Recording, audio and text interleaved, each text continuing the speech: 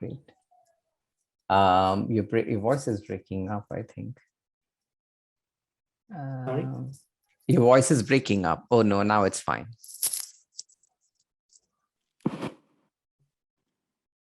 So yes, as the title of this paper suggests, aging population and FDI flows in South Korea, probably have got the hint what the paper is all about. I'm not talking so much about monetary policy and fiscal policy here, but I am investigating whether population aging can have a significant effect on foreign investment flows in South Korea. Hi, Rajarshi, sorry to disturb you. Could you just put your screen on full screen mode? I mean, put the presentation, Control L maybe.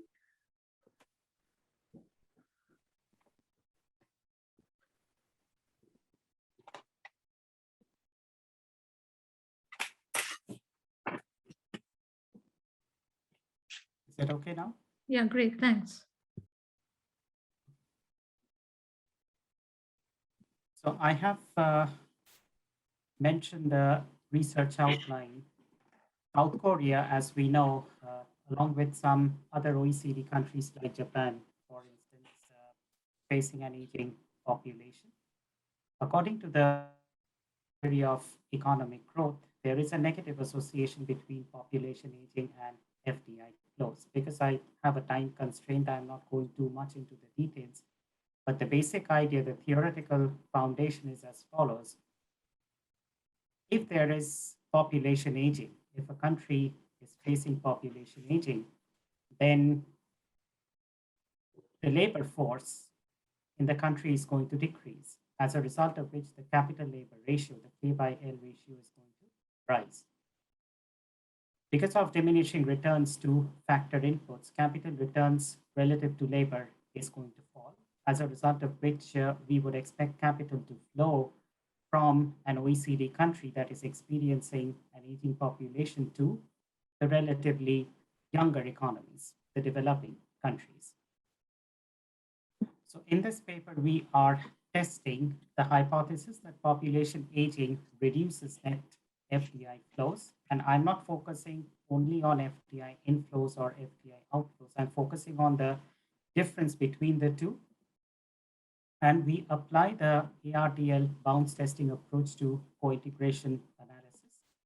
So what we find is that the long run results strongly support the hypothesis.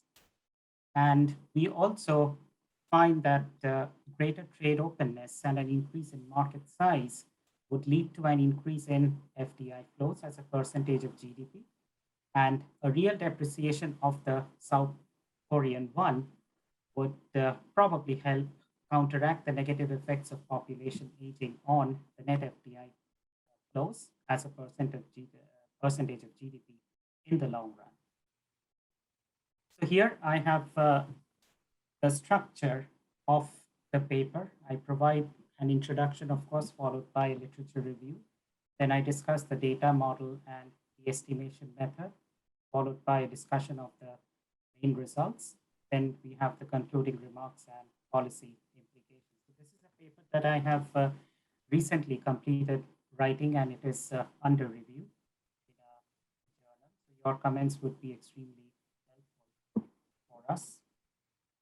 When we look at the data on the net FDI inflows in South Korea, this is what we find from 1971 to 2019, which is the sample period of study, we find that there has been a steady increase in net FDI inflows. But as a percentage of GDP, we find that there has been somewhat a declining trend from, let's say, 2004 until 2011. And then it went up slightly, and again, there has been a downward trend. FDI promotion measures as implemented by the South Korean government, as we know that the government of South Korea has implemented several policies to encourage foreign companies to invest in the country. The main idea is that the initiative would help develop new regional markets and high-end sectors.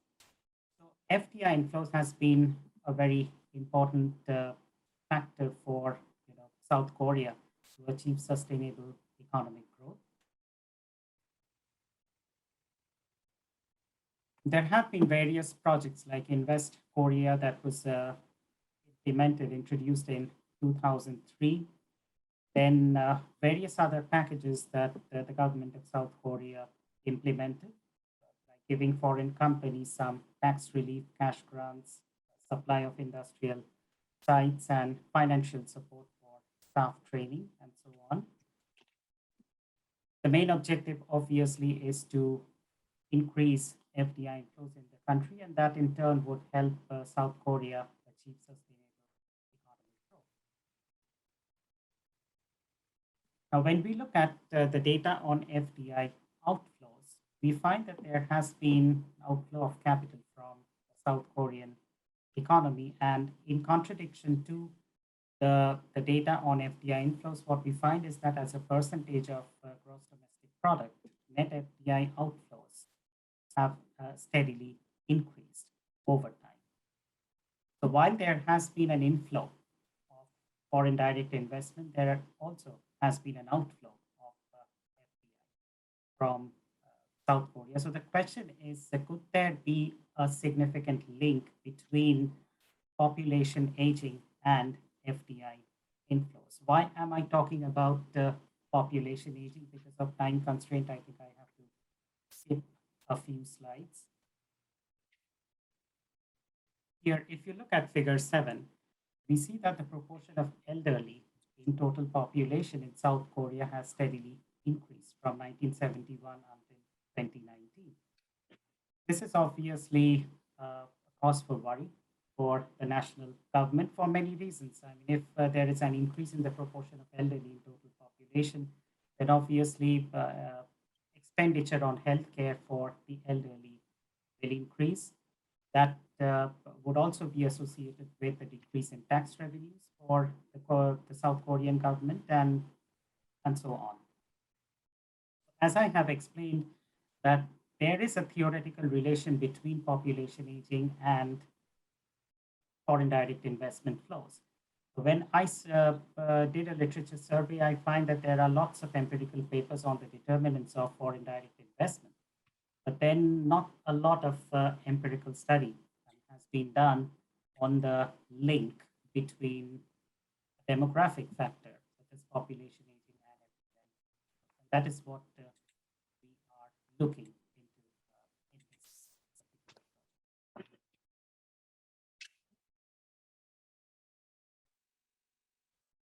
So I think I'm going to move to the main results. So what we find is that according to the unit root tests, with a single structural break, we find evidence of a mixed order of integration. Because of this mixed order of integration, we chose to apply the bounds testing approach to co-integration analysis. We performed the test with we performed the multiple break tests proposed by and Kanon, and we found that the year 2007 was identified as the significant break point. So here I have a summary of the main results. Like the long run effects of population aging on net FDI flows are found to be significantly negative. The effects of trade openness and market size are found to be significantly positive, and a real depreciation of the South Korean won is expected to increase net FDI flows in the long run. So what we find is that if the problem of population aging persists in South Korea for a long period of time, then obviously it's going to have a negative effect on the net FDI flows.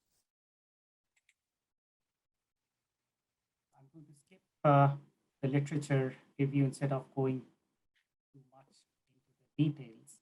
So this is the data that we have used. The paper, annual data from the World Bank. The period of our study is 1971 to 2019. The dependent variable in our model is net FDI flow as a percentage of GDP.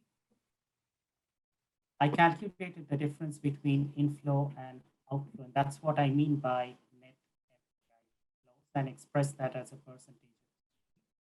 And population aging is measured by the number of individuals aged 65 years and above. And that is expressed as a percentage of total population.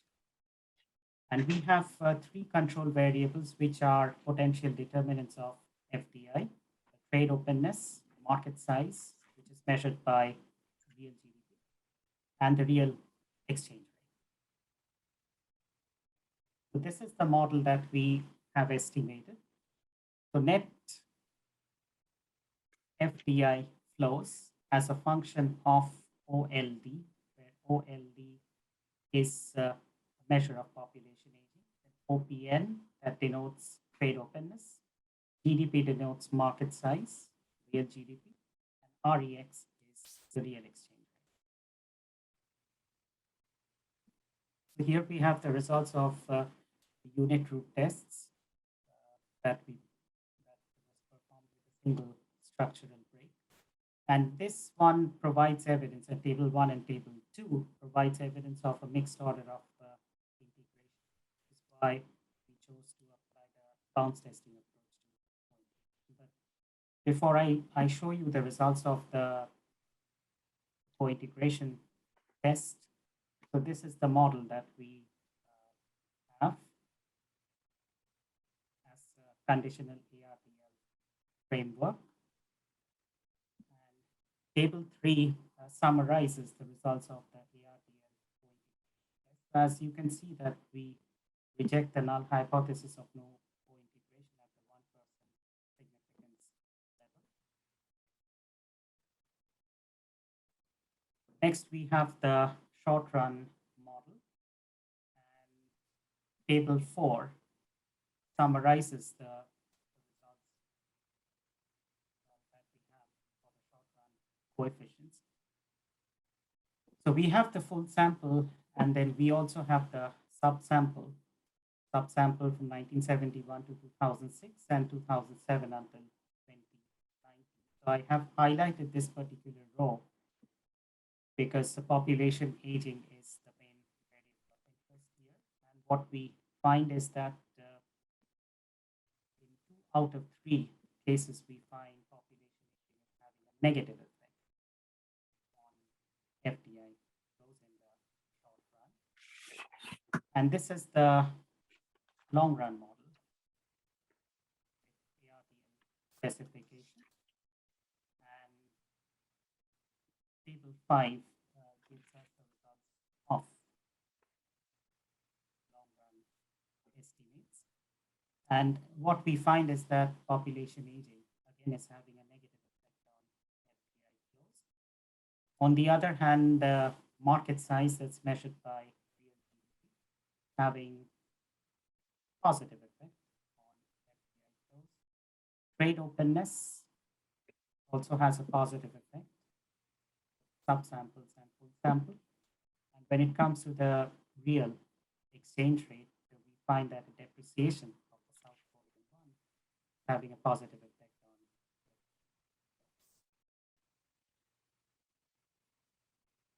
And here we have the results of the diagnostic test. We reject the null hypothesis of no autocorrelation and null hypothesis of normality in error distribution. And we have the results of conditional heteroscedasticity and model specification. We also performed the stability tests, and we found that the results are stable. So in conclusion, what we can say is that most studies on the determinants of FDI flows have focused on socioeconomic factors, but hardly any attention has been given to population aging as a potential determinant of net FDI flows, especially for a country like South Korea. So we chose to focus on population aging because this is a problem that South Korea is currently facing. So In this paper, we tested the hypothesis derived from the neoclassical theory of economic growth that population aging significantly reduces the net FDI growth as a percentage of GDP. So our results provide strong support for the hypothesis for South Korean economy. Based on the long run results, especially, we have found we conclude that government policies that are aimed to promote international trade and increase market size would likely increase FDI flows to South Korea. And with increasing economic integration, we can say that policymakers could possibly counteract the negative effects of population aging by implementing several policies like raising retirement age, including the elderly individuals in the labor force, increasing labor productivity, and also reforming the immigration system in a way that would allow foreign workers to join the South Korean workforce. And real depreciation of the South Korean won is expected to mitigate the negative effect of population and help achieve sustainable economic growth in South Korea. That's what we have as far as the main results are concerned. This paper is currently under review, and any comments from? Thank you so much. Does anybody have any questions? Yes. So there are a couple of questions. Yes. Subran has raised his hand. You can start with the question, Subran, I think. Okay, thanks, Rajarshi, for the paper. I have two concerns, and one of them is that how did you divide your subsamples? Like I saw 1971 till 2006, and the other one was from 2006 or 2007 till 2019, right? So how, on basis of what you divided, how you came up with these subsamples? That's point one. And did you do any robustness check of your results? Because I don't see any macroeconomic controls such as inflation or any controls for macroeconomic environment, which definitely affects the FDI inflows. So I would like to know about these two parts. Thank you. Yeah, thank you for your question. As far as the first question is concerned that you raised, and we performed a multiple break test, and the multiple break test identified the year 2007 as the break point. That is the reason why we divided our sample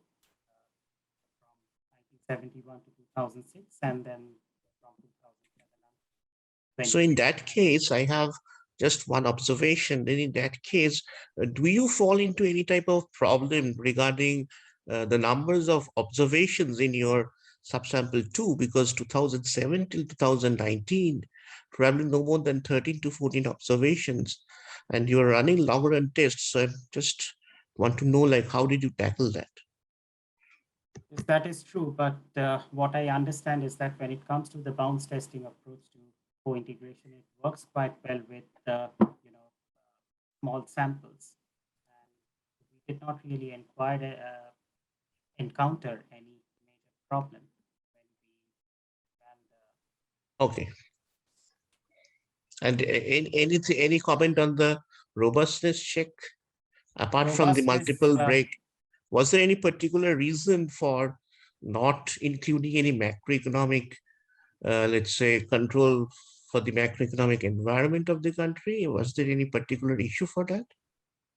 No, no special reason. As far as robustness check is concerned, it's a good point that you raised. Actually, I wrote a similar paper on Japan, and apart from looking at the number of individuals 65 years and above as a percentage of total population, I included dependent ratio.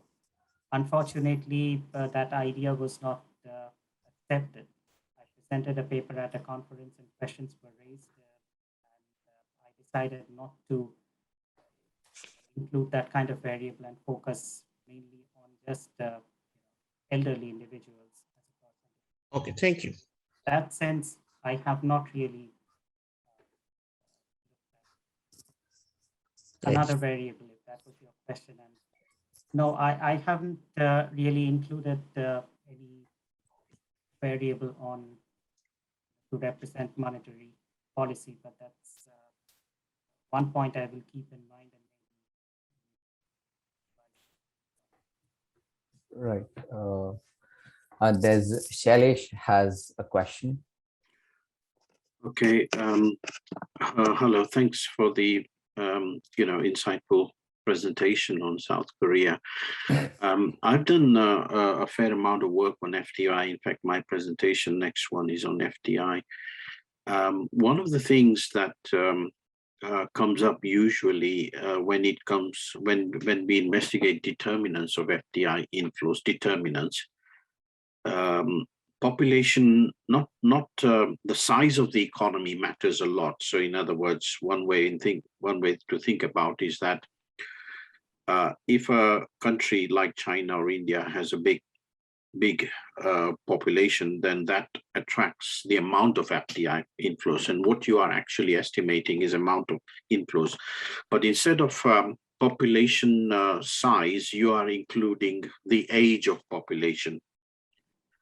And I mean, one way is to ask the question that the previous person asked, in the sense that you would probably want to add more control variables, particularly on the determinants of FDI inflows. So if you want to test the impact of older population, wouldn't you include population as a control variable, primarily speaking, because size. that would or the proportion of older people into the total population. I don't know. I didn't see your. I mean, how you define the variable. I have individuals aged 65 years and above as a percentage of total population. Okay. Since I have that as a percentage of total population. But if is FDI, you talk about FDI inflows or net inflows, that's fine. But is the dependent variable also represented as a percentage of GDP or what? Because you want to control all variables. All variables need to be in kind of relative form, if you can, to get a, you are trying to sort of. FDI is a percentage of GDP. Is it a percentage of GDP?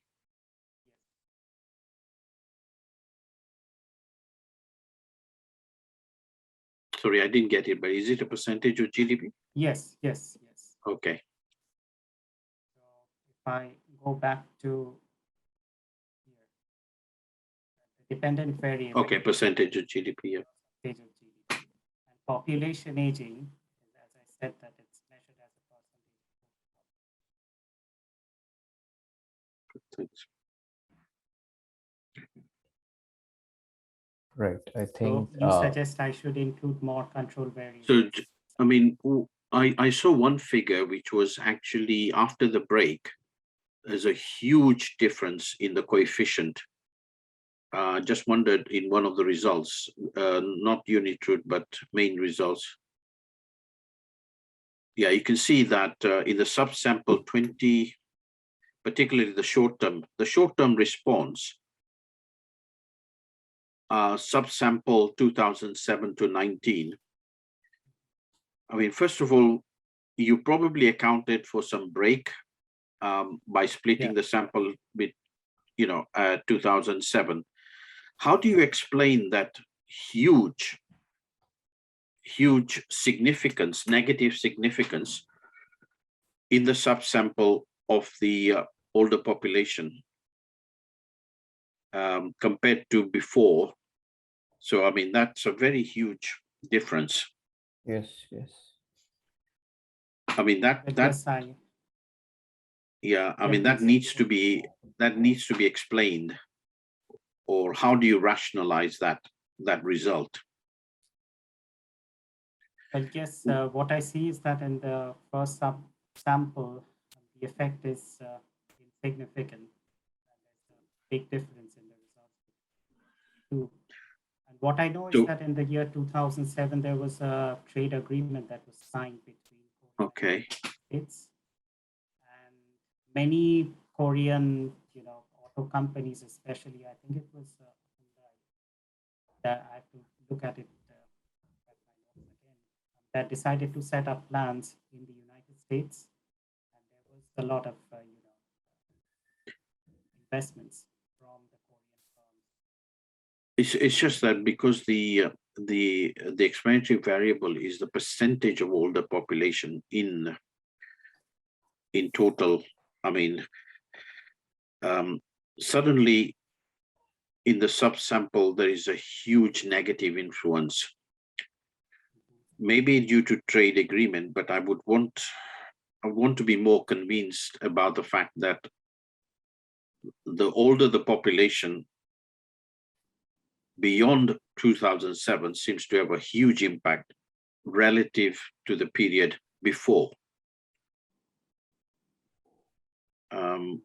I mean, trade agreement may be one thing, but it's not something that is directly related to this, is it? Something, I mean, maybe there's a structural break in the economy or somewhere there could be some more structural reasons for that. Yes. Or maybe it's just because it just seems to be very odd that suddenly there is a break, or what is known as there may be some kind of threshold effect here operating, I don't know, where there is a parameter discontinuity or non-linearity of some sort. But it needs to be, I mean, if you like, a huge kind of difference in the response or coefficient impact needs to be, I think, needs to be thought about and explained. I hope you understand what I mean. Yes. It's a good point that you have. Thank you. Raised, so I will look into it. Right. I think that's enough food for thought for all of us now. A very fascinating presentation and good results for all of us to think through. Now, I think the next speaker is Sailesh. You can go ahead and lead us to the next presentation on FDI. Yeah. So, yes, thank you so much, Rajarshi. I hope I can get my screen. Can you see my screen? Not yet. So if I share this screen. Yes, now, yes. Okay, if I were to, right, can you see this? Yes. Okay.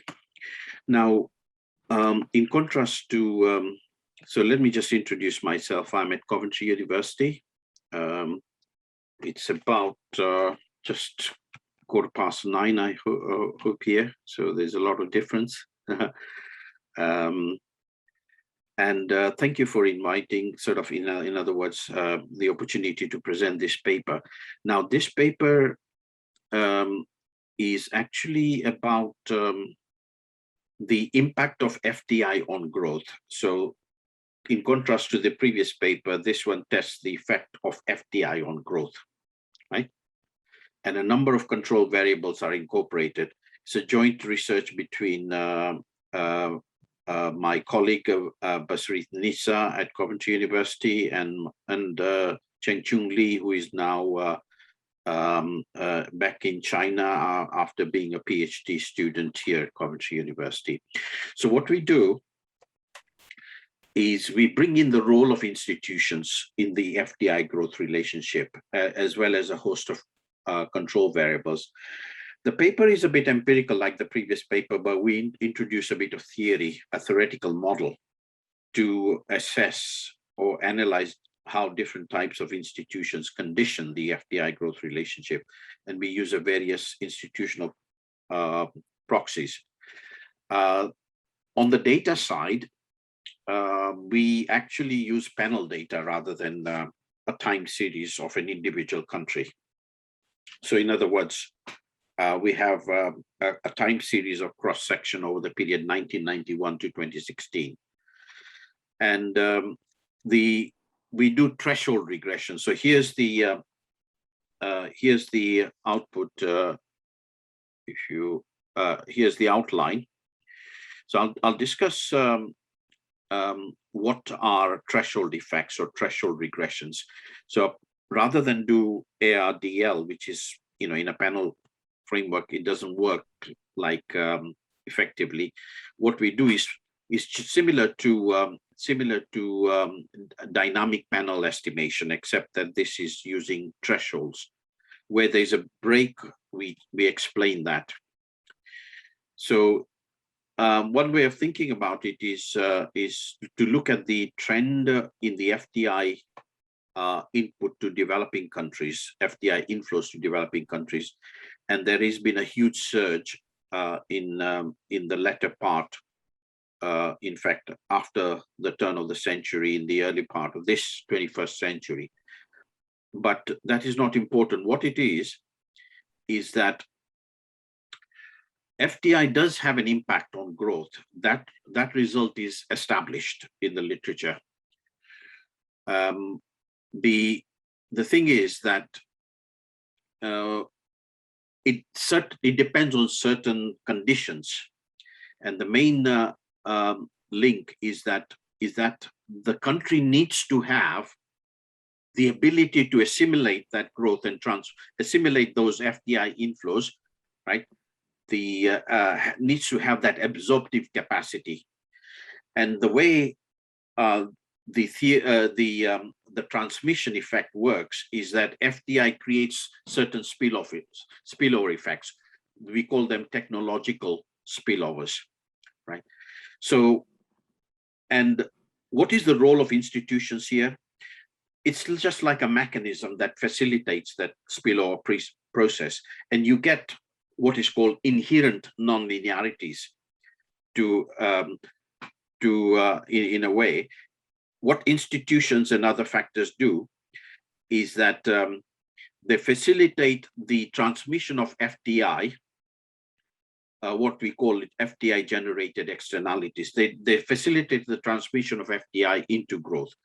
Institutions can be thought of as how, if you like, the government operates effectively, and there are various other institutions. You can even consider democracy, rule of law, and anti-corruption, how strong control of corruption, or property rights protection, and so forth. So in the literature, what is meant by absorptive capacity is the ability of the local conditions, or the strength of the local conditions in realizing the positive growth effects that emerges from FDI. Now, you can represent absorptive capacity in aggregate macroeconomic data in a number of ways. You can use human capital, you can use the extent of financial development, institutions, other studies. The first study was by Bolstrom in 1992 that said the standard of living is important, trade regime, the openness of the regime. So there are a number of variables or proxies that have been used, including institutions. And my study is focused on institutions. I've done other such as human capital, but on this paper, I just want to focus on institutions. So let's look at institutions in its various forms: rule of law, property rights protection, others variables that I will introduce. So the idea is, first, why is institutional quality important? Sound institutions reduce political and sovereign risk, improve the efficiency of factor allocation. They also reduce transaction costs. and they also facilitate the development of the economy in terms of encouraging or fostering financial liberalization or labor market flexibility. All these factors may be important in the transmission mechanism.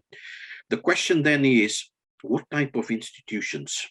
So here, in terms of theory, we distinguish between political and economic type of institutions based on the hierarchy of institutions hypothesis that has been related to economic development. I will go rather quickly because there has been a number of studies, and because of time constraint. Here are cross-country studies that looked at the effect of institutions on FDI inflows, which is not relevant in my context. But I want to focus on the effect of institutions on FDI growth or productivity. So here I've done some work before in 2018 and 2019, where we look at number of institutional variables, and there have been others. So system GMM and various other econometric techniques have been used, including what is known as threshold estimation. So building up on this research, the main point in which you can actually incorporate the role of absorptive capacity is by using what is known as a threshold. So when institutional capacity reaches a certain point, there is a kind of non-linearity in the effect, apart from the linear. So what we are arguing in this paper is that not only is there a linear relationship, but also a non-linear. What you might call is that beyond a certain level of institutional capacity, FDI can have a much greater impact than below a certain level. So that is the kind of non-linearity. The other distinction is mainly for theoretical purposes, to distinguish between economic and political institutions. So we developed hypotheses that are related to economic and political institutions. I again won't go through too much of theoretical. We have a model in the paper where we rationalize why we need to use threshold effects. Threshold meaning that there is a point at which institutions can have an impact on FDI as well as growth, and that can have an impact. So a kind of non-linearity in the system. In a linear regression, you are actually introducing an additional non-linearity. That's the whole point about it. And that, what we mean by that is that beyond a certain level, the spillover effects are much greater when it comes to that.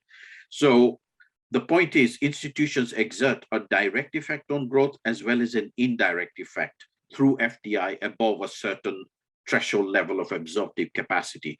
Now, the absorptive capacity is where institutional serve the purpose. So the other bit that I again want to skim through briefly is that we distinguish between political institutions and economic institutions. Think of political stability and democracy representing the type of political institutions. As in contrast to economic institutions, which are like more based on the rule of law, right? How certain institutions work in controlling corruption and so forth. So we do these 4 types of proxies, institutional proxies, and distinguish them into economic and political. Political institutions are something like representing the provision of public goods that benefits a large part of population. Economic institutions are more like contract-based. They create, although they matter, they create incentives, M&A incentives, but they also lead to some conflicting effects. I will come to the latter part, which is the important role of political risk or stability. And that is crucially important. So here are 2 hypotheses that we developed from theory.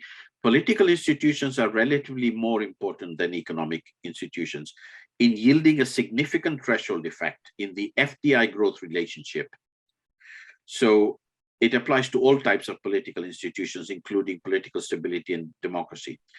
But then a sub-hypothesis that we develop is that political stability matters most between the types of political institutions. So it's more specific to a country's record of absence of civil violence rather than democracy. So what we are trying to say is that democracy is less important than political stability.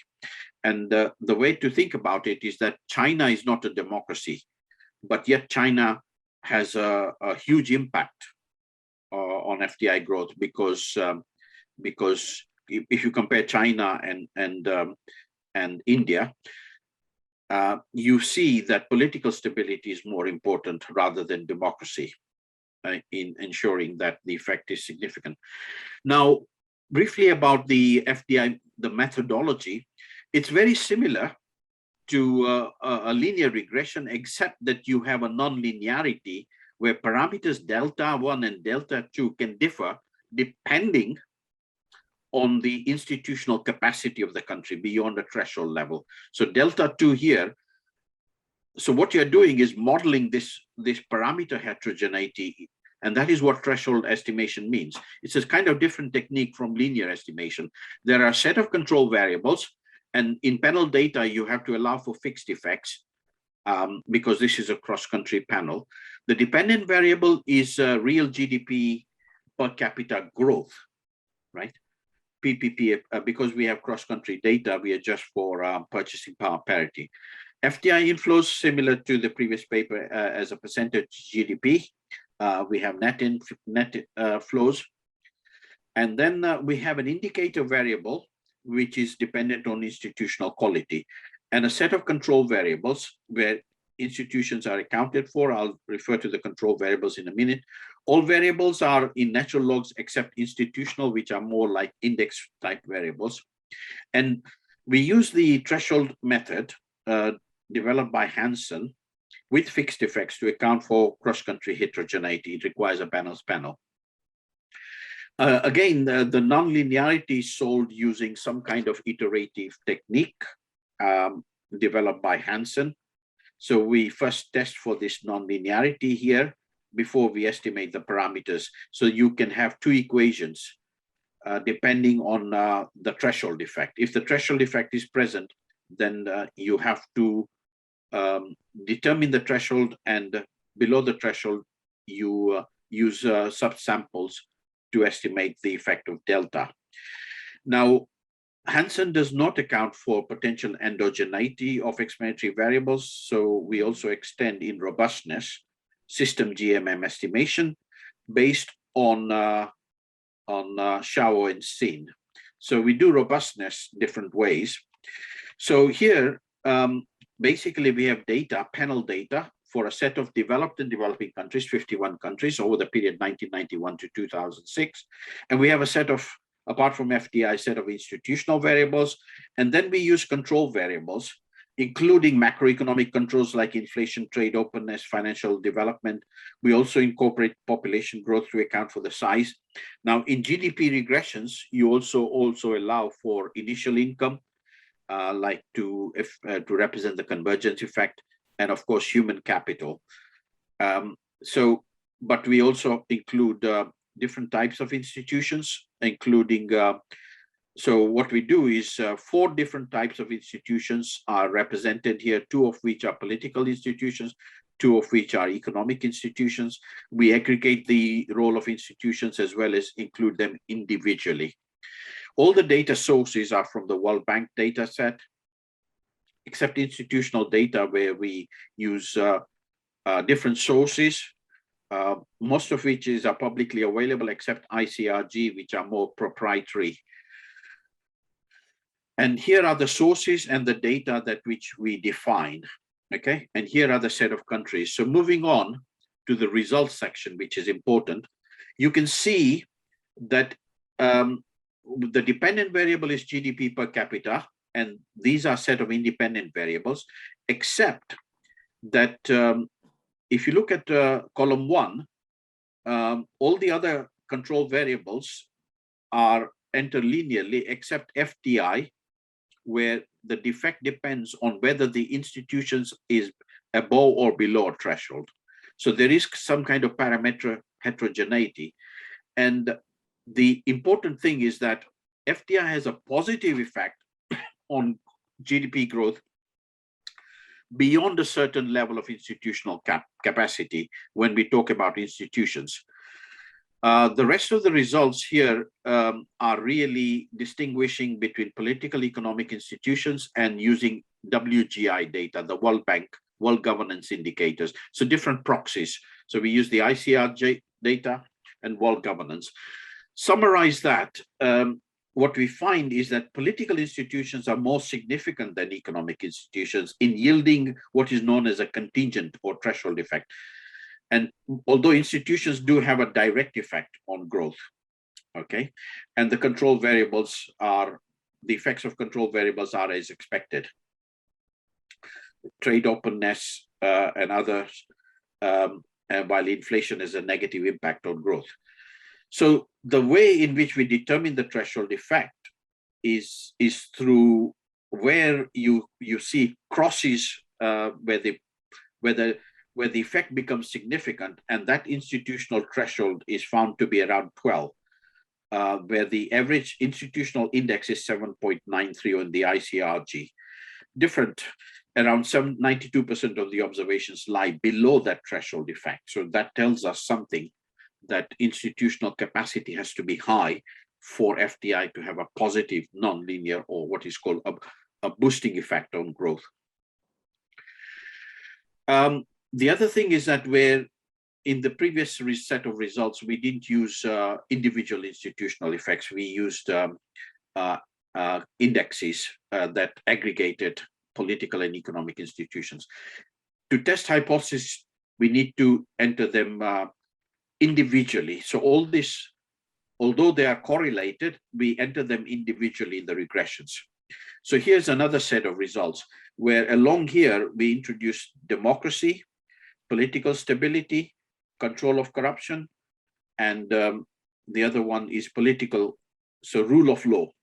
So here, I mean, they're entered individually, but the regressions tell you that among all the institutional factor, only political stability seems to have a threshold effect. Threshold means that it induces a non-linearity. There, the threshold is not there, but still there is a positive effect. So what we are trying to say here is that political stability matters most when it comes to assessing the effect of institutions influencing the FDI growth nexus. We do some, apart from individual institutions, we add some robustness test where we introduce, well, we also do what we call polity 2 data, political rights, civil liberties, property rights protection. So that is our robustness test. None of them have a threshold effect like political stability. So the results confirm. Now, when we say other institutions do matter, but political stability seems to have a non-linear threshold effect on growth. None other institutional variable induce that non-linearity in the FDI growth nexus. And the other results appear to be similar to the previous results. Robustness test is mainly on endogeneity because FDI considered to be endogenous. So we do some re-estimations using lagged values of explanatory variables or the alternative threshold estimation method proposed by Shio and Sin, where instead of Hansen uses the OLS, fixed effects rather, whereas here you use system GMM estimation. Otherwise, the approach is very similar. In the data, we use instruments which are based on exchange rate, real interest rates, and lagged FDI. And the results confirm that significance anyway. So here we have the lagged FDI as well as other FDI. And you can see that there is a threshold effect generally of institutions in general. And then we also do the endogeneity GMM estimation. And again, you can see that institutions do have a threshold effect. Beyond a certain level of institutional capacity, FDI has a positive impact on growth. Below a certain level, it does not matter. In other words, the effect is not significant. Or sometimes it tends to be negative, right, when it comes to the current FDI effect. So basically, what we find is that we talk about the empirics is about introducing nonlinearity in the linear regression using threshold, where we find that political institutions are more significant than economics. What we mean by political institutions is where things that represent the impact of stability or political risk, which benefits larger part of the political population, rather than economic institutions that are based on rule of law or control of corruption. Among the political institutions, among the two types of political institutions, or what we call political rights and political stability, is the most important.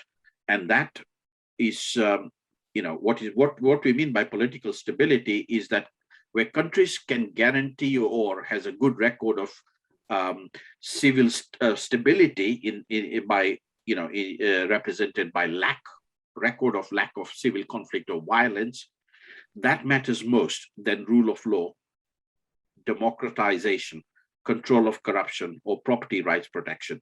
So that's the main point that we get from this, from our study. I've not talked about theory and all that because obviously, but it is discussed in the paper. We often develop the hypothesis from the theory. And the robustness is mainly concentrated on different estimations and ICRGW, different types of data. These types of data are really different proxies for the variables that we call economic or political institutions. Among the policy implication, what it tells you is that developing countries should focus more. Democratization is not really that relevant. It is important in a way, but really stability is more important, right, than other institutional features. And that is what stability in terms of enhancing FDI effect on growth. Thank you. Thank you so much. Fascinating paper. So Subaran has again a question. He has raised his hand. Thank you. We'll take his question then. Yes. Thanks, Nikhil. Thanks, Sailesh, for this paper. Now, I see like in one of the slides you showed A bar divided by A minus 1, which is probably coming from Nelson and Phelps paper 1956, or Ben-Habib and Spiegel, who worked around that area. But I did not see any of those terms while you were doing these threshold regressions. Okay. Probably you might just want to include that dumping effect, this A bar by divided by A minus 1, which is nothing but creating the nonlinearity by itself, because it's creating the distance from the, let's say, leader or the advanced technology. You can incorporate that. On top of it, I just want to say one thing, that you are not getting the threshold using the, let's say, the economic institutions, right? So in ICRG data, right, we do get in WGI data, but that's a smaller sample. Right. Okay. So I was just thinking, will it be really okay to say that it's political institution which matters only because you just didn't find any threshold in the economic institution variable, right? When you were running these threshold regressions. Whereas in the case of political institutions, you got thresholds.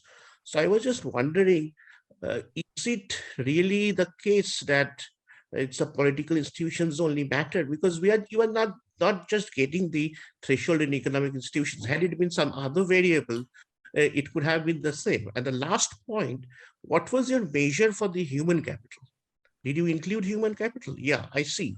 What was the variable you used for human capital?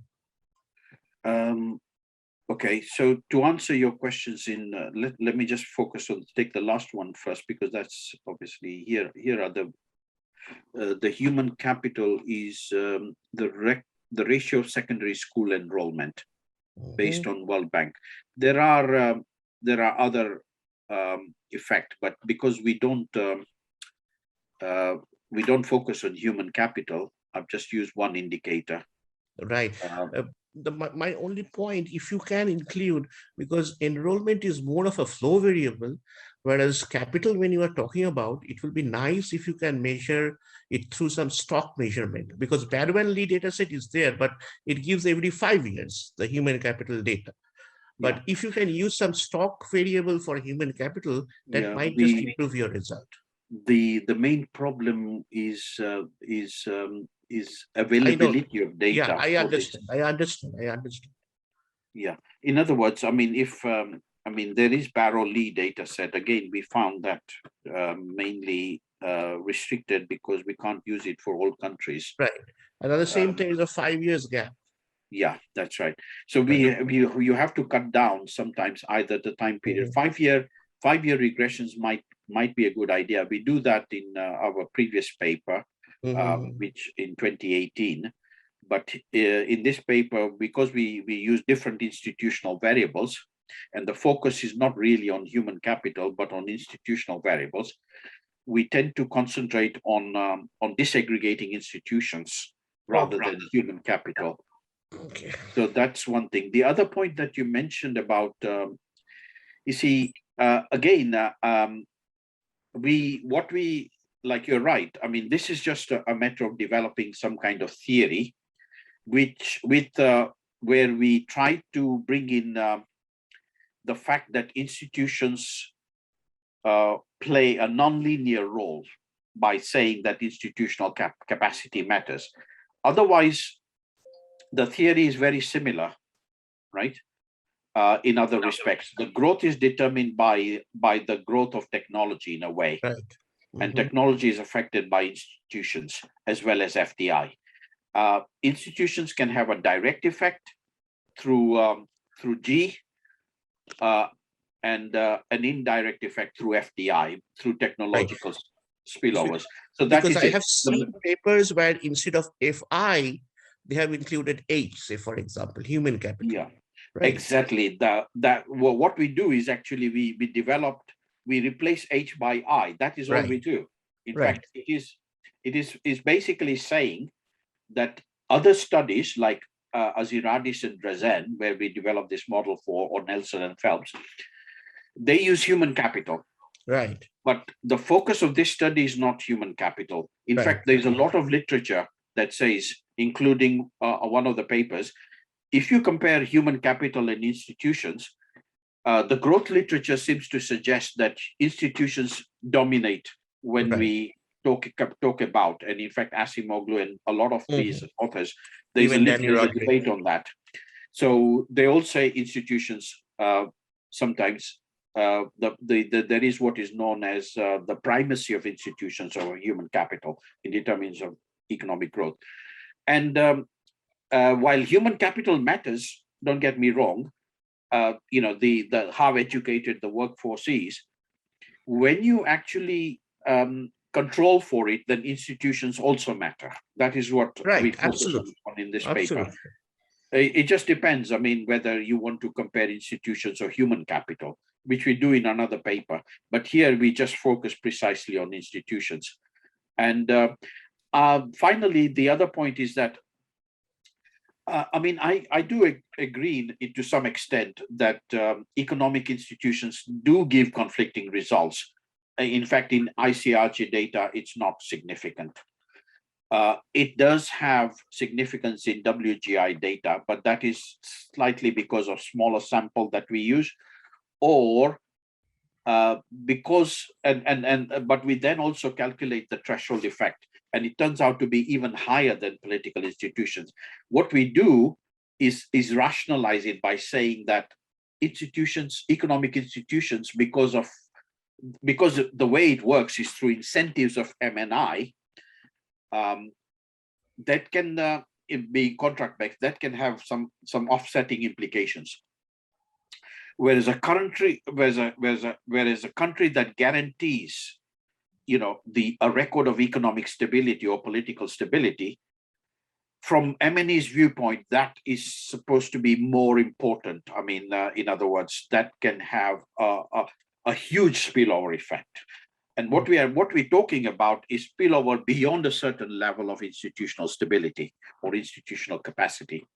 So I do agree in a way that the distinction between political and economic institutions can be a bit vague, and in fact we are de-emphasizing them in the revised version because a lot of reviewers are criticizing that approach, and we are in fact focusing more on individual institutional determinants, right. Which happens to be our main strength here. Right. One observation, last observation, like in your state of country, probably you were running a little bit fast on that slide. Probably a lot of African or let's say developing countries are in there, right? So yes, possibly because institutions develop over a long period of time and the colonial effect stays.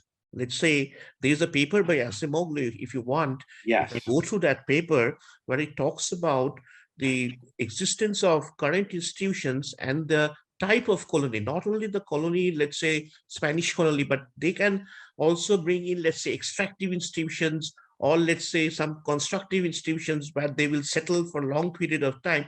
If you can control for that, that will further enrich your results, that's for sure. Yeah, just give it a look. Yeah, the colony of these countries. Yeah, we end up into the same problem, lack of data. There is a, right.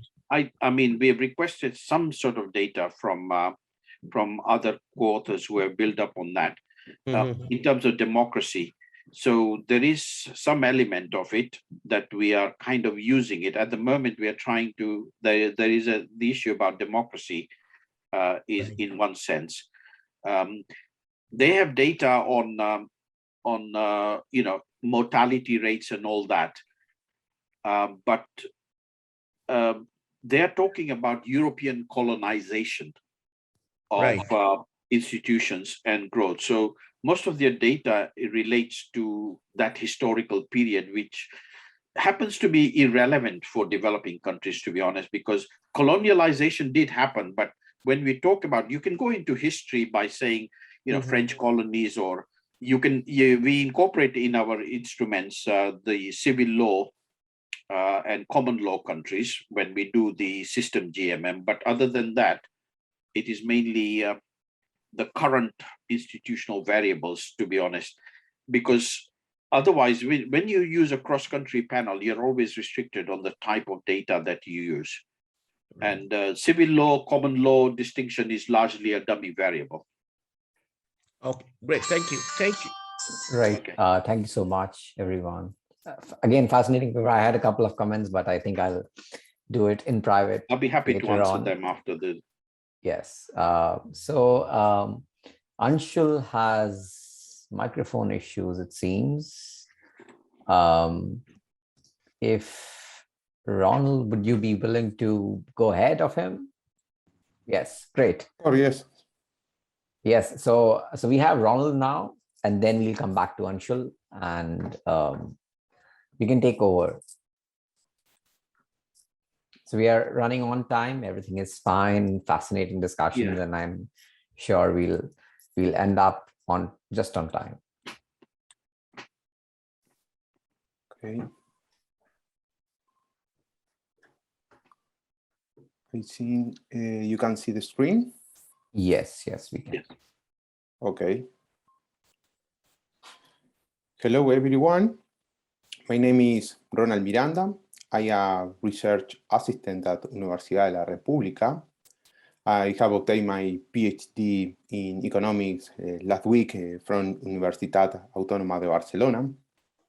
First of all, I would like to thank the scientific committee of the conference for giving me the opportunity to present here. Today, I'm going to present the paper entitled Human Development and Decentralization, the Importance of Public Health Expenditure. It is co-authored with Oriol Roca from Universitat Autònoma Barcelona and Muinelo from Universitat de la República. This is the outline of the presentation. First of all, I'm going to talk about the motivation, objective, and contribution of the paper. Then I'm going to describe the data and empirical strategy used. After that, I'm going to present the result, including some robustness checks. And finally, I'm going to present the main concluding remarks. So the capacity of governments to improve economic and human development is a major societal concern, being the public expenditure on health and education probably one of the main instruments to improve the quality of life of their citizens. However, the impact of these public policies is not just a matter of the amount of the total government expenditure. Also, one important dimension is the extent to which public expenditure is decentralized. Over the last decade, there has been a global trend across countries towards fiscal decentralization, with the objective of improving the citizen welfare and economic development. Surprisingly, there is a lack of literature on the effect of fiscal decentralization on variables reflecting human welfare, such as poverty, per capita PPP income, or Human Development Index. A recent survey from Canary 2021 report that much of the empirical contribution has considered the impact of decentralization on economic growth and governance, unless a study has considered the impact of decentralization on other development outcomes. So the objective of this paper is empirically analyze the impact of health and education government spending at central and subnational level on human development as measured by the Human Development Index and its three components, health, education, and income, in a sample of 57 developed and developing countries over the period 2000-2018. This paper contributes to the human development and fiscal policy empirical literature in two ways. Thirdly, we do the first attempt to examine the relationship between decentralized health and education expenditure and human development using updated data of an extended sample of developed and developing countries. Secondly, we explore in depth the underlying determinant of the Human Development Index and each of their dimensions considered across country perspective. Regarding to the data used, our main variable of interest is human development, as measured by the Human Development Index and its component, education, health, and income, obtaining from the United Nations Development Program. The Human Development Index is calculated at the geometric mean of life expectancy, education, and income indices.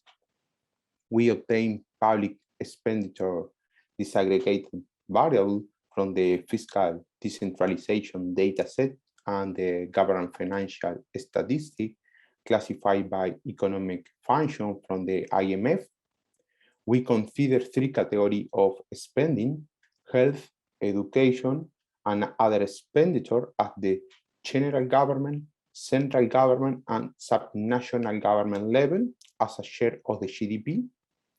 Based on the availability and the quality of data, being the decentralization data the main restriction, we built a panel of 57 countries during the 2000-2018 period, considering annual and 5 years mean data.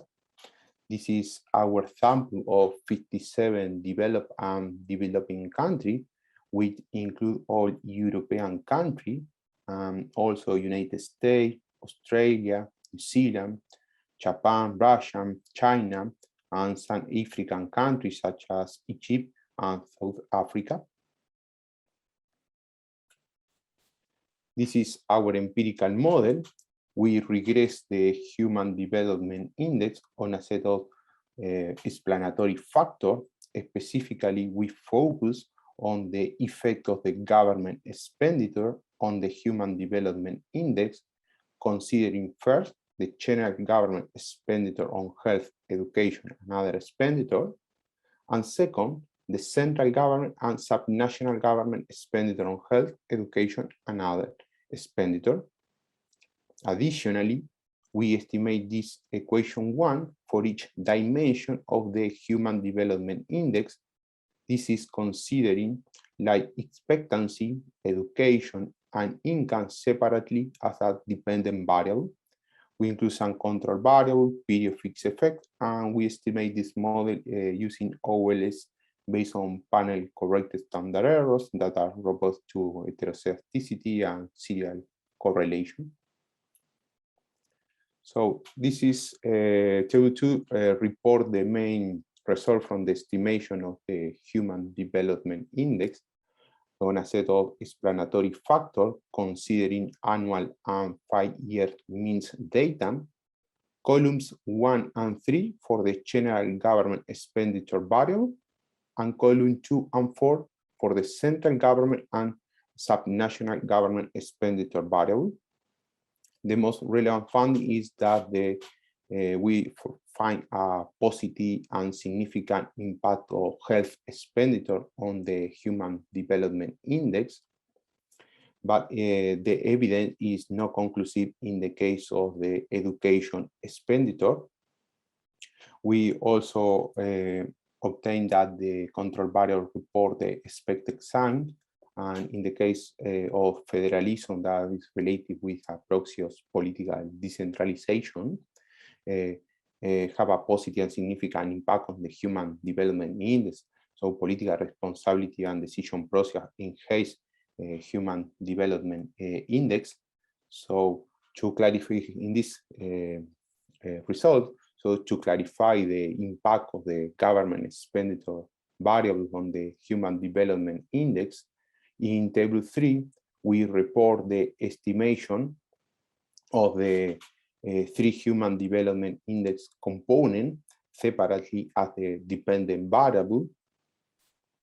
And we find a robust and significant impact of health expenditure on the 3 Human Development Index components.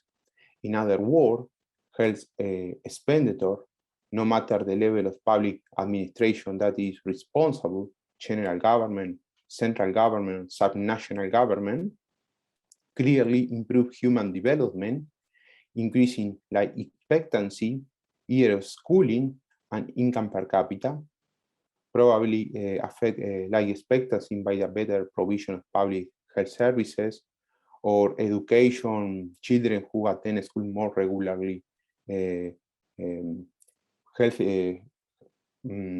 children who have a good health have the possibility to attend school more regularly. And in the case of income, healthy people have the potential to be more productive at work. So in the case of the education expenditure, we find a positive and significant impact on the education dimension of the Human Development Index at the general government, central government, and national government. But the impact on the other dimension is mixed, depend on the level of decentralization considered, and is not always robust. So in this study, we also analyze the potential role of the quality of governance on the Human Development Index, the potential long-run impact of the government spending variable on the Human Development Index by introducing a different lag structure of the government expenditure variable. To address endogeneity concern, we estimate our baseline model using two-stage least square method, instrumented the potential endogenous variable with the lag value. Additionally, we explore the different political decentralization indicator and also additional potential confounding variable, name investment and ethnic fractionalization. So in all this case, the main result remain still valid. I'm only going to focus on the role of the quality of governance, but I am very happy to show some the other robustness at the discussion. So in the case of the role of quality of government, it could enhance human development by economic performance, or control of corruption can improve the provision of public health and service, health and education service, sorry. So we consider the qualities of governance from data from the worst governance indicator and an alternative measure from international country Jsgp, that is a simple average in the case of worst governance indicator of 4 institutional variables, that is government effectiveness, rule of law, regulatory quality, and control of corruption. And in the case of Sjgp, we consider law and order, bureaucratic quality, and control of corruption. We find a positive and significant impact on the Human Development Index, considering annual and 5 years mean data. And the main result related with the health expenditure remain still valid. We find a robust, positive, and significant impact of health effect on the Human Development Index. So we don't include this important variable in the main case because it's highly correlated with several control variables such as urban population, democracy, and health expenditure. We have correlation more than 0.65. So to conclude, we find that public health expenditure clearly improve human development, no matter the level of public administration that is responsible for this spending, while in the case of the public education expenditure, the effects remain unclear. The positive effect is only conferred on the knowledge component of the Human Development Index. Our findings are robust to different lag structure of the government expenditure variable, an alternative estimation technique that attend to deal with the problem of reverse causality and the presence of a range of potential confounding variable. Important fiscal policies recommendation emerged from this study. Thirdly, committing more public resource to improve the health of citizens is a good policy to accomplish a high level of human development. Secondly, or importantly, our result may also be understood as indication that decentralizing health spending to some national authority is not harmful for human development. So thank you for your attention. Thank you so much, Ronald. The floor is now open for questions if anybody has any questions. Can I? Yes, please. Sorry, I'm yes. trying to raise my hand. Is it all right? It's all right. It's all right. You can go ahead. Thank you for an interesting presentation, Ronald. The index of human capital development or something like that, you said consists of 3 parts. So have you done any further analysis to say whether governance or public health matters, because it represents the aggregation of human capital development. It also constitutes GDP growth and other factors that you referred to in your slide. So I'm just wondering whether if you were to say health government expenditure matters for human development, what precisely or how does that channel work in a way? Is it working through GDP growth, or is it working through other mechanism? Because the index itself is a composite of 3 components, right? So would it help if you were to disaggregate the analysis a bit more and looking at the components individually in robustness or some other? So human development, or you've done that, right? No, this is annual and 5 years. I'm talking about the dependent variable. Okay, the dependent variable is life expectancy, educational, and income. Okay, sorry, I missed that. Yeah. So it affects all the components. Yeah, exactly. This is the point of this paper.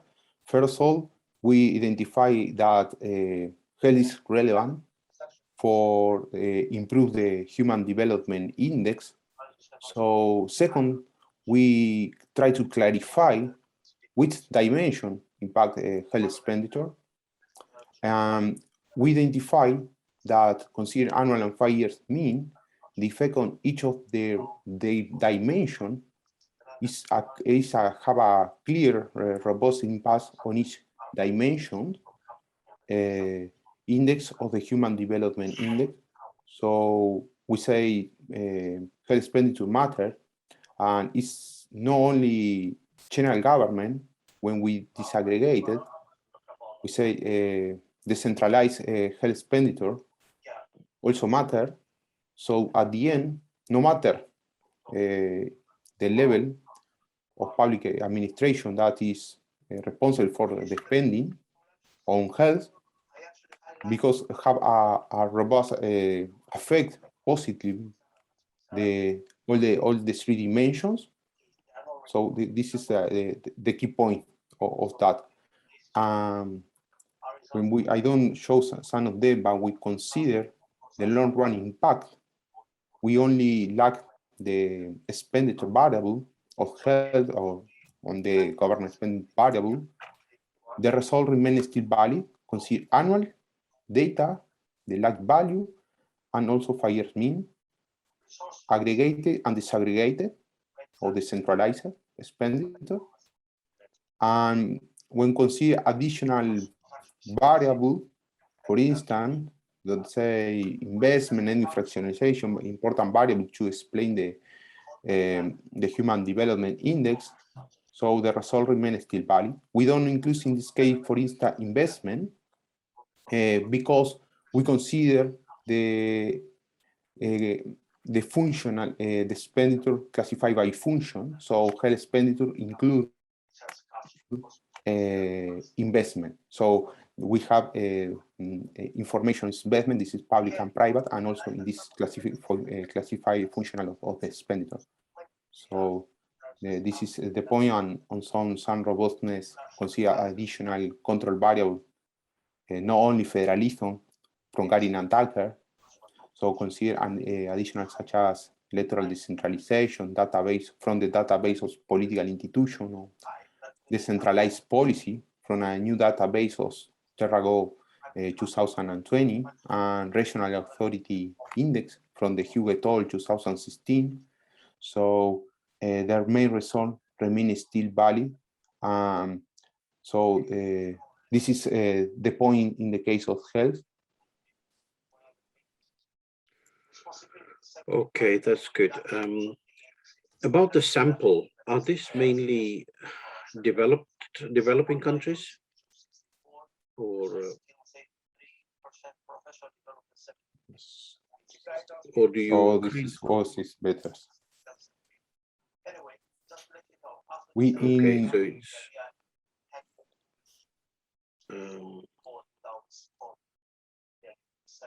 so it's mainly developed. Develop and developing, yeah. Some of them, not the African countries.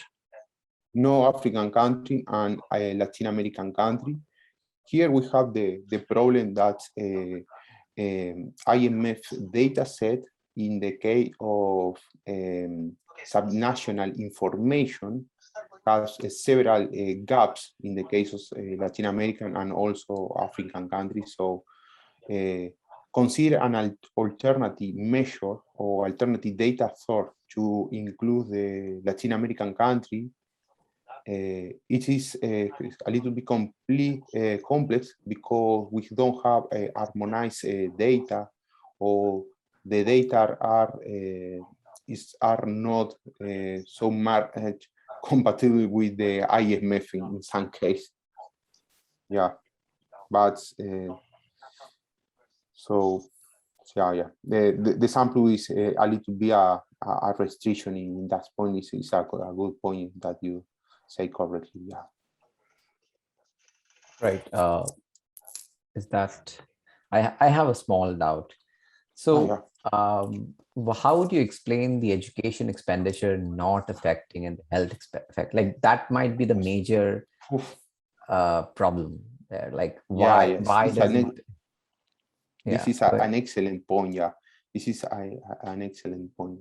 Let me show that I use identify in a perfect way that education expenditure, for instance, is not have the expected sign in income or central and education expenditures are. But when we saw the result, for instance, like the value, we don't find, for instance, an impact, a significant impact on, for instance, general government, but we have, when they segregate central and national government, a positive impact of central government education, and in the case of subnational government is not significant in some cases. But the main point here, that is a good question that you ask, is that we don't control, we no control for private education expenditure because we don't have data of that. So we have limitation of data on private education to control for this variable. So our analysis can focus. We can focus the analysis in education because we can control for private education. The result improve when we consider the lag factor, or when we consider estimation to stay least square. So we have a better result, for instance. So, and then the third point is that our sample, we don't know exactly precisely how education expenditure affect the other dimension in some countries, such as China or Russian. So probably we have a little bit a bias effect for the sample, and the other on that, but it's a very good question. So thank you for that. Yeah. So how big is the education expenditure and health expenditure on an average? Like what percentage of GDP? Which one is bigger? 5% of the GDP. So both? Yeah. Both of them? Okay. So just a small again question. Why there are no state fixed effects? Why did you go for time fixed effects instead of state fixed effects? This is a very good point. So let me show some of that. The main point is the main point is that our variable of interest, that is human development index, change very low within the time. So we have the variability within is 3 or 4 times less than the between variability. So more of our variable is between, within. So for this reason, so if we introduce a fixed effect, the fixed effect sum all the effects. This is also one reason why we don't consider dynamic panel data, because a lag extractor of the dependent variable capture all the effect of the other variable. Yeah. Okay. Yeah. Okay. So identification is a challenge if you do that. Yeah. Yeah. Thank you for the question. Right. Thank you so much. I think we're just on time. We have our last presenter here, Anshul. Yeah. Hi, sir. Hi. Right. Can you hear me? Now? Yeah, yes. ma'am. Yeah. Oh, okay. And I'm very sorry for the inconvenience. That's okay. I think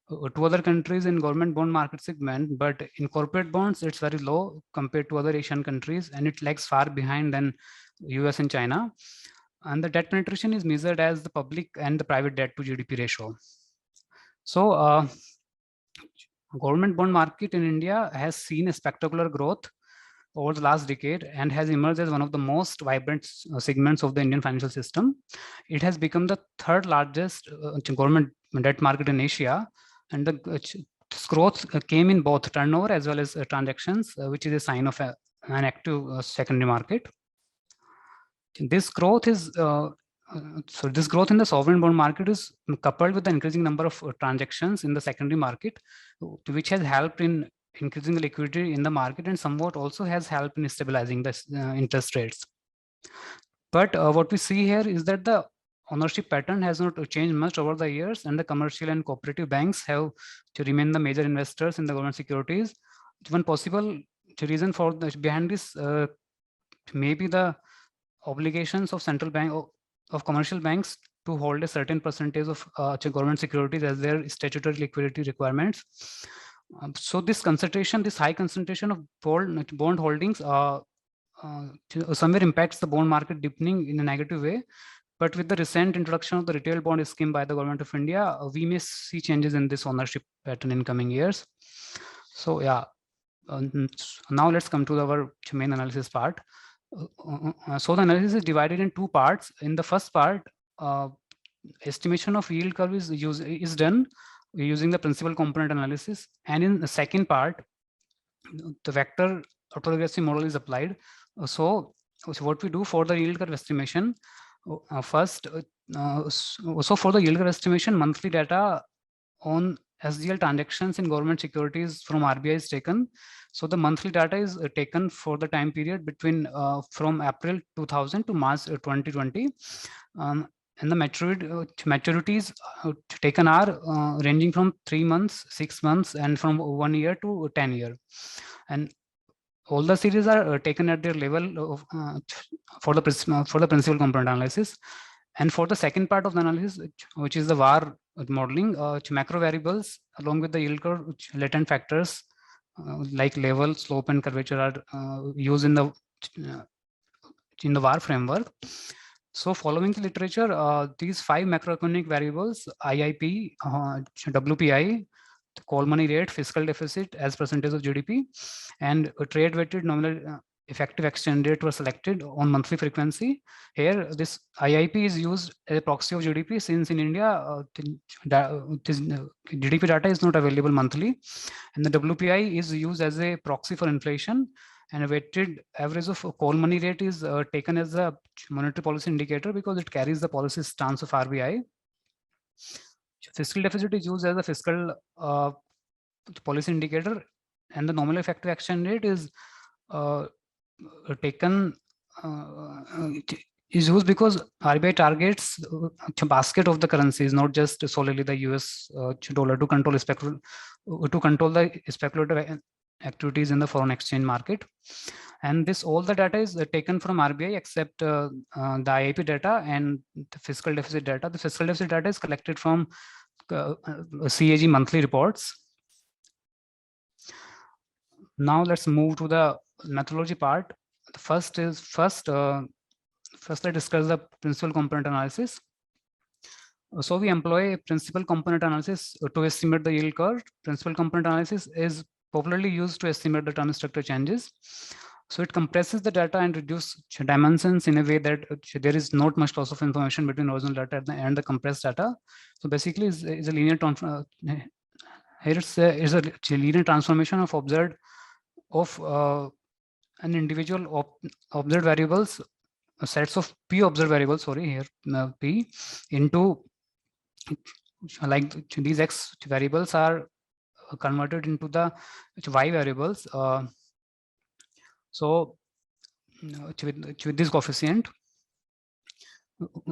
So in this way, these new combinations. So here the Xi's are the nominal yields for different maturities on a study, and Y are the eigenvalues. With these are the principal component scores, which we'll see how it is computed. So in this way, these new combinations express the variances in a decreasing order. The first principal component explains maximum percentage of the total variance, and the second component explains the maximum percentage of remaining variance, and so on. So in this way, we can recognize the most significant factors, i.e. the factors describing the highest ratios of the variance. Next is the VAR methodology. We estimate the standard Var model. Var is a set of linear dynamic equations where each variable is specified as a function of an equal number of lags of itself and all other variables in the system. So a simple VAR1 model, bivariate VAR1 model can be represented in this form here, and this is a matrix form. But for our estimation, we have used this form, this general form, and this general unrestricted form of the VAR model. So based on this equation, we have taken the 8 variables, and our lag length is 2. So we estimate the VAR2 model with 8 endogenous variables. So these are the results. First, this is a table from the PCA principal component analysis result. So it has been PCA has been applied to the covariance matrix of monthly yield data for zero coupon bonds on the time period between April 2000 to March 2020. So this table here reports the eigenvalues of the covariance matrix. So here we see that 12 principal components are reported for our total 240 observations. So eigenvalues associated with each principal component indicates the percentage of total variance explained by that component. So as we can see here that the first principal component only explains roughly 94% of the total variance, and the second component explains roughly 5%, and the first 3 components only explains roughly around 99% of the total variance. So the results indicate that taking only these first 3 factors are sufficient to explain the changes in the yields, and the PCs with the low eigenvalues can be left out as they make very little contribution in explaining the changes in the yields. These are this table shows the eigenvectors of these 3 most significant factors for all maturities. So eigenvectors associated here with factors show the weight each variable has in each direction. So for example, here if there is a shock here to the 10-year bond yield, so that this loading factor 1 PC1 makes almost this 26.7% variation, PC2 31.2, and so on. And this figure here, this associated figure here shows the factor loadings corresponding to these 3 largest principal factors. So for the first principal component, value of the coefficients here are all positive. So an increase in the value of first principal component will increase all yields. So therefore, this principal component is termed as the level factor. Here, the second factor is associated with the slope factor here, because as we see here, the coefficients are negative at the short end, but are positive at the long end. So the changes in coefficient values of PC2 increase short yields more than the long yields. And the third factor has positive effects on short and medium, short and long end, but negative effects on the medium end. So it causes a hump-shaped change. So therefore, it is termed as the curvature factor. So here our results reveal that these three principal components are responsible for the variation in the Indian sovereign bond yields. And so for our analysis, we take the empirical proxies for these 3 factors. So following the literature, we have computed these 3 factors, namely level, slope, and curvature, in this following manner. Here we have considered 3 months maturity as the short run, and the 2 years maturity, which is 24 months, as the medium run, and the 10-year maturity as a long run. And here this graph shows the shape these 3 factors take for the time period between 2000 April to 2020. Now we come to our VAR estimation. So, so in our VAR model, these total 8 variables, 3 yield curve factors, level, slope, curvature, and 5 macroeconomic variables are included. And these are the stationary results. As we see here, slope and slope, curvature, WPI and CMR, they all are stationary at their level, but these rest of the four variables are found stationary after taking their first difference. So these four variables, also in our VR model, we take these four variables at their first difference and four at the level. So based on the AIC criterion, we choose a lag length 2 for the model.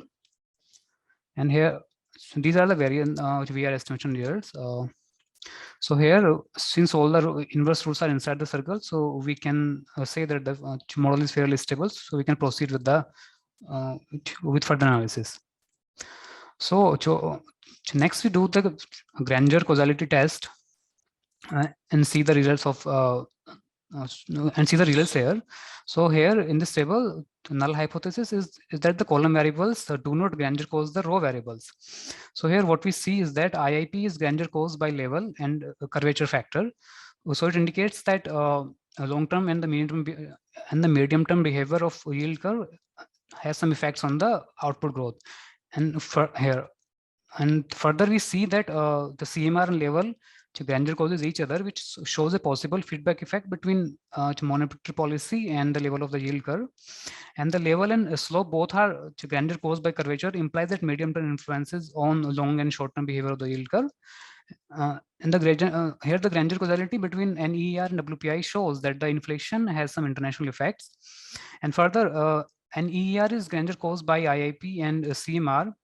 So it documents that the monetary policy effectiveness in keeping exchange rate in desired band. And then, yeah, next we use impulse response functions to study the effects of shocks to the error term on variables. So here, what we do here, impulse responses of the macro variables, output growth, inflation, and monetary policy to a standard deviation shock to yield curve factors are shown. So as we see here in the graph that the yield curve factors seem to have a positive and long-lasting effect on inflation, and inflation is more responsive to slope and short-term changes in interest rates.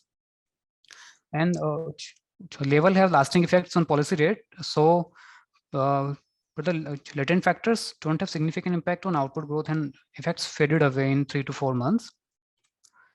So this graph shows the impulse responses from macro variables to yield curve factors. So the response of level here to a variable shock in to level variable to a shock in the call money rate. Here we see that it shows the monetary policy impact up to 2 periods on the average level of the yield curve, and then response of the slope to a structural shock in the call money rate shows negative across the 10th period here. So it shows that the it indicates the monetary policy rate is committed to the flattened behavior of the yield curve, and the curvature of the yield curve to a shock in call money rate shows that the hump-shaped behavior here, which is consistent with prior studies by Ang and Diebol et al. Just leave this now. And further, to complement our findings, we proceed with in-sample forecast error variance decomposition analysis. So it shows to what extent the case step ahead forecast error variance of each variable can be decomposed in the percentage due to its own shocks and due to the innovation in other variables in VAR. So this table provides the proportion of forecast error variance of yield curve factors explained by macroeconomic variables. Here the level factor is determined by WPI and the call money rate. So this indicates that the inflation and monetary policy has a significant influence in forming the average level of the yield curve. And slope factor is determined by WPI and nominal effective exchange rates, which indicates that inflation along with the exchange rate has influence on the domestic yields. The curvature factor here determined by the slope WPI shows that inflation has medium-term effects as well on the yield curve. This table shows the proportion of the forecast error variance to decomposition, forecast error variance of the macroeconomic variables explained by the yield curve. Explained by the yield curve factors here. So here, what we see is that high proportion of CMR, the policy rate, is explained by level, slope, level and slope both. So which indicates that the short-run behavior of the yield curve can explain. So the long run as well as short-run behavior of the yield curve can explain monetary policy, and the IIP is explained by level and curvature factor again. So so this shows the yield curve can explain the real activities in the economy. And WPI explained by the slope variable means that short-term behavior affects inflation level. Here the deficit is also explained by the level factor, so which implies that the fiscal deficit has also some long-term impact in the economy. Okay, so now let's come to the conclusion now. So from the analysis, we find that there exists a bidirectional relationship between yield curve and macroeconomic factors, and for the Indian economy, and which is contrary to this study. And we found a strong correlation from yield curve factors to the macro variable factors in comparison, which is weaker in the opposite direction. And we also saw that how monetary policy is an important determinant in shaping the yield curve, and also our inclusion of the fiscal deficit also shows some long-term impact on the economy. And these are the possible policy implications of our findings. So one of the direct implication is for the financial institutions and for the supervisory authorities also, because they can assess the resilience of these financial institutions, they can assess the resilience against the interest rate risk which could arise due to the macro shocks. And another implication can be that we have seen how monetary policy is an important factor in shaping the yield curve. So central bank can help in shaping the yield curve, which can further develop the government bond market in India. Thank you. Great, thank you. That's just on time. Great. Yeah. So I'll open the floor to any questions. Anybody has questions, please feel free to step in. Just one sec. So I have just a couple of clarificatory questions in terms of doing this. So this is a standard VAR, right? So the ordering of the variables, would it matter now in this case? Sir, I don't think so. I'm not sure. It's a Cholesky decomposition? Yeah. Yes. So Cholesky assumes that like the order of the variables matters in the way the VAR is set up. Okay. So, sir, it might just be worthwhile trying to see which variable you've kept first and which variable you have kept second, and so on. Okay. Thank you for your comment. I will just okay. Sir, yeah, I have one. May I ask this? Yeah, please go ahead. Oh yeah, I have one suggestion from you that regarding my inclusion of the fiscal variable. This is the fiscal deficit. So I have seen your paper. You have one paper on the Indian fiscal deficit. Yeah. So would you suggest something like, along with this fiscal deficit variable, okay, which other variable can I include to show more dominantly the fiscal, which can show the effect of fiscal policy more dominantly, so in this setup. So now I have taken this fiscal deficit only, and then which are other possible variables which I can take to show the fiscal policy impact? Well, actually, I have no clue about that. Oh, okay, then fine. Mostly because I think the data might be more of an issue for you. That's why this. So frequency is what matters. Yes, I don't know if that helps. So anybody has any questions in terms of his presentation? If not, Thank you so much, Anshul. Thank you all Oh, thank you, sir. for Thank you so coming and much. presenting. It was a fascinating session, and we all hope to meet again for yet Yeah. another session. Thank you so much, Ronald. Thank you. Sailesh. Thank you, sir. Thank you. Thank Bye-bye. you so much, Rajarshi. Bye. Thank you so much. Thank you, guys. Thank you. Thank you. Thank you.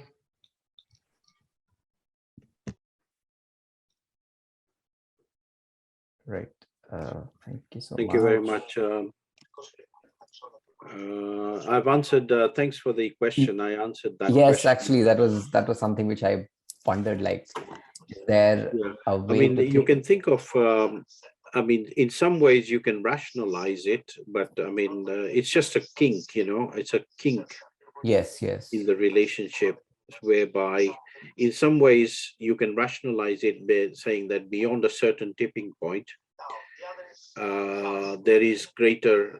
You know, people realize that at certain stage when institutions change their stance and become more stable, it Yeah. encourages greater cooperation, encourages greater inflows, and in that sense,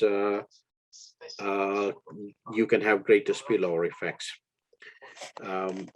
because there's always a bit of instability at low level of institutions, so incentives are affected. Does it matter also by how you're measuring the institutions? Like, will that also affect whether the threshold appears or not? Because you see, most institutional variables are like categorizing, they're kind of DJU type categorizing indexes, you know. Yes, yes. So that's the main thing. They're not kind of they're DJU rather than de facto measures. Yes, yes. You can perhaps give some. So if you were to look at human capital, then you can, like a ratio, then you can give a certain percentage to it. But with institution, it's just like an index. Yes, yes. And that makes I mean, all you can do is really strength, but can't give an actual number to it, you know. Yeah. I'm just wondering what the referee would say. Like, how would you make the case, or what would be the comments from the other person about your like how would they look at this? Like, I'm just wondering what you face. It is in a way difficult, because we've just got reviews comments on it, and they think that the political and economic distinction is a bit arbitrary. But and it suggests more. I mean, we're looking into how we can interpret the results better. So at the moment we are revising the paper quite significantly, bringing in more other kind of institutional variables, like part that relate to property rights protection. So basically, the focus will now be on different types of institutions rather than aggregate them, because aggregate doesn't carry much meaning. Yes, exactly. So that is the main thing. But still, the results do bear some resemblance, in the sense that we have political economy as being most significant, political stability as being more significant. Yes. So that is one way in which you could sort of say that beyond, there is a tipping point. Basically, there is a tipping point beyond which you get greater, things like economies of scale that arises beyond a certain level. That's the kind of idea. That's interesting. Yeah. But that's the way.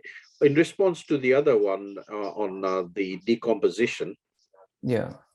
The ordering, yes, matters. I reviewed a paper recently where they talked about the ordering. Yes.